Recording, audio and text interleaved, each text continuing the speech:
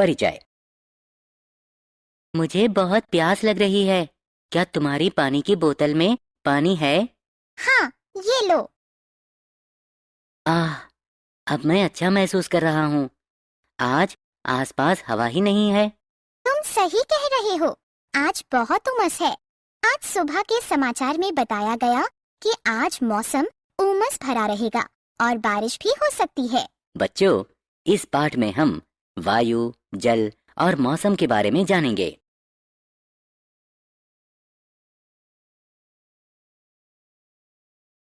आओ सीखें। वायु और जल का महत्व बताना, वायुमंडल का संगठन समझना, जल चक्र का वर्णन करना, मौसम और जिन कारणों पर यह निर्भर करता है उसे बताना, मौसम और जलवायु में भेद करना। वायु का परिचय। वायु जीवों और पादपों समेत पृथ्वी के सभी प्राणियों के लिए बहुत महत्वपूर्ण है। पादपों को प्रकाश संश्लेषण करने और वायु में ऑक्सीजन छोड़ने के लिए वायु से कार्बन डाइऑक्साइड की आवश्यकता होती है। मनुष्यों और पशुओं को जीवित रहने हेतु सांस के रूप में वायु से ऑक्सीजन लेने की आवश्यकता होती है। क्या तुम जानते हो कि पृथ्वी के चारों तरफ का वायुमंडल वायु से भरा हुआ है? लेकिन वायुमंडल क्या होता है, जानने के लिए हमारे साथ आएं।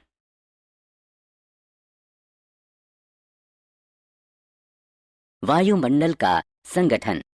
वायुमंडल विभिन्न गैसों, मुख्यतः नाइट्रोजन और ऑक्सीजन के मिश्रण से बना है, जो पृथ्वी को चारों तरफ से कंबल की तरह लपेटे हुए है। वायुमंडल के बिना हम यहाँ जीवित नहीं रह सकते। यह सूर्य से आने वाली खतरनाक किरणों से हमें बचाता है और पृथ्वी को पादपों और पशुओं के लिए आदर्श निवास स्थान बनाता है।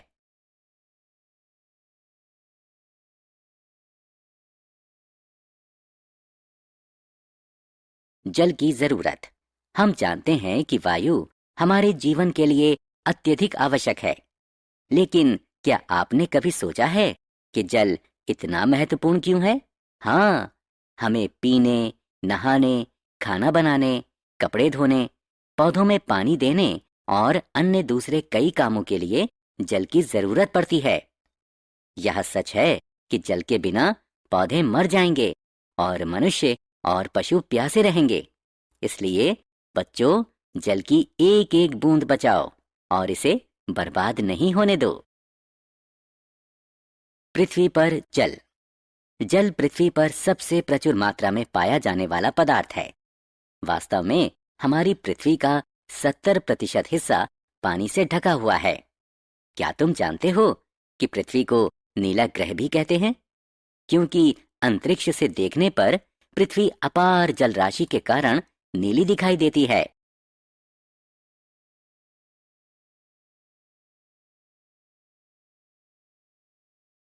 जल की अवस्थाएं। जल 3 अवस्थाओं में पाया जाता है: ठोस, द्रव्य और गैस। बर्फ, हिमकण और पाला जल की ठोस अवस्था के उदाहरण हैं।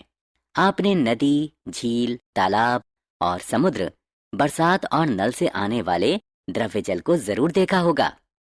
जल वाष्प वायु में मौजूद एक गैस है। आप गैस को देख नहीं सकते क्योंकि यह अदृश्य होती है।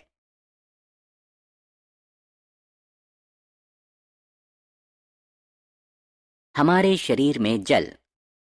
आपको यह जानकर आश्चर्य होगा कि मनुष्य के शरीर के 2/3 हिस्से में पानी होता है। शरीर का तापमान बनाए रखने में इसकी महत्वपूर्ण भूमिका होती है। यह पोषक तत्वों को पूरे शरीर में पहुंचाता है, पाचन को सुधारता है और शरीर से अपशिष्ट पदार्थों को बाहर निकालता है।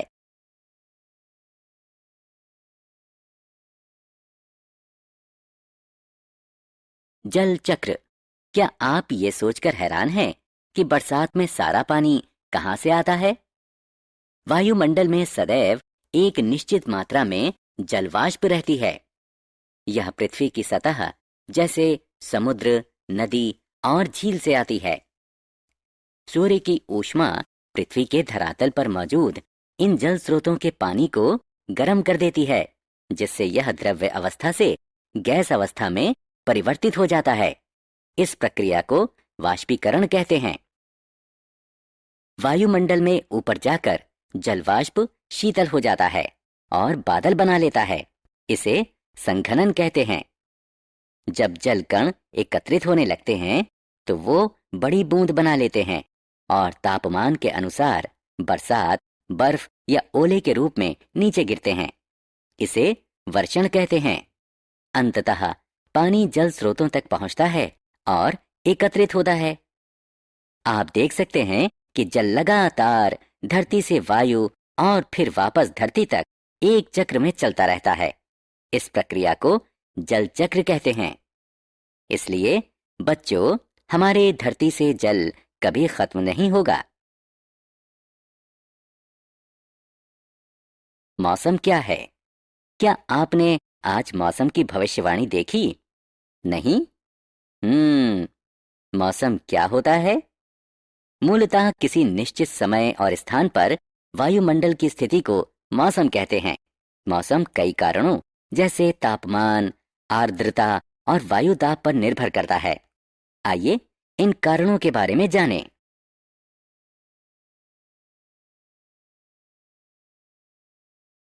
मौसम की तापमान पर निर्भरता। संभवतः हम सभी जानते हैं कि तापमान वायु की ठंडी या गर्मी का माप होता है। यह इस बात पर निर्भर करता है कि सूर्य से इसने कितनी ऊर्जा ली। तापमान को तापमापी नापक यंत्र की सहायता से मापते हैं और इसकी गणना डिग्री सेल्सियस और डिग्री फ़ारेनहाइट में करते हैं। मौसम की आर्द्रता पर निर्भरता। मौसम को प्रभावित करने वाला अन्य कारक आर्द्रता है। वायु में मौजूद जलवाष्प की मात्रा को आर्द्रता कहते हैं। हाँ, हमारे आसपास मौजूद हवा जल से भरी होती है। आप आमतौर पर झीलों, समुद्र, नदियों और पेड़ों से पानी के वाष्प बनते देख सकते हैं। जब आर्द्रता बढ़ जाती है तो हमें पसीना आता है और हम चिपचिपाहट और असुविधा महसूस करते हैं। जब वायु में आर्द्रता 100% के करीब पहुंच जाती है तो वायु बहुत ज्यादा वाष्प नहीं रख पाती और यदि उस स्थान पर तापमान गिरता है तो जलवाष्प अपने मूल द्रव्य स्वरूप में वापस आ जाते हैं। संघनन जमीन के पास होता है, जिससे कुहासा और कोहरा उत्पन्न होता है। वायुमंडल में बहुत ऊंचाई पर बादल बनते हैं। अंततः बादलों से पानी बरसात, बर्फ या ओले के रूप में धरती पर वापस आ जाता है। मौसम की वायुदाब पर निर्भरता। आगे क्या? हाँ, वायुदाब। आपने अनुभव ना किया हो शायद, लेकिन हमारे आसपास की वायु में भार होता है। हम वायुदाब को दाबमापी नापक यंत्र यानी बैरोमीटर से मापते हैं। उच्च दबाव के क्षेत्र में वायु धीरे धीरे पृथ्वी के धरातल के पास आ जाती है। उच्च दाब वाले क्षेत्र में साफ धूप वाला मौसम रहता है। निम्न दाब वाले क्षेत्र में वायु वातावरण में ऊपर उठ जाती है। निम्न दाब वाले क्षेत्र में उच्च आर्द्रता, बादल, बरसात और दूसरे तरह के अवक्षेपण होते हैं।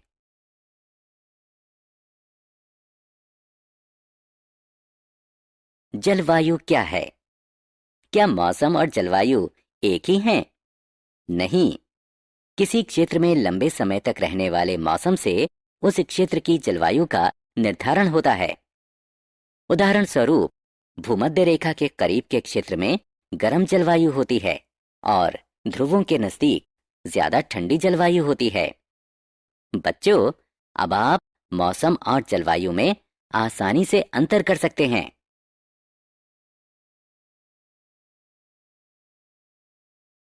हमने क्या चर्चा की? मनुष्यों और पशुओं को जीवित रहने हेतु सांस के रूप में वायु से ऑक्सीजन लेने की आवश्यकता होती है। वायुमंडल विभिन्न गैसों, मुख्यतः नाइट्रोजन और ऑक्सीजन के मिश्रण से बना है, जो पृथ्वी को चारों तरफ से कंबल की तरह लपेटे हुए है। हमें जल की एक एक बूंद बचानी चाहिए और इसे बर्बाद नहीं होने देना चाहिए। शरीर का तापमान बनाए रखने में जल की महत्वपूर्ण भूमिका होती है। यह पोषक तत्वों को पूरे शरीर में पहुंचाता है, पाचन को सुधारता है और शरीर से अपशिष्ट पदार्थों को बाहर निकालता है। जल के लगातार धरती से वायु और फिर वापस धरती तक आने की प्रक्रिया को जल चक्र कहते हैं। निश्चित समय और स्थान पर वायुमंडल की स्थिति को मौसम कहते हैं।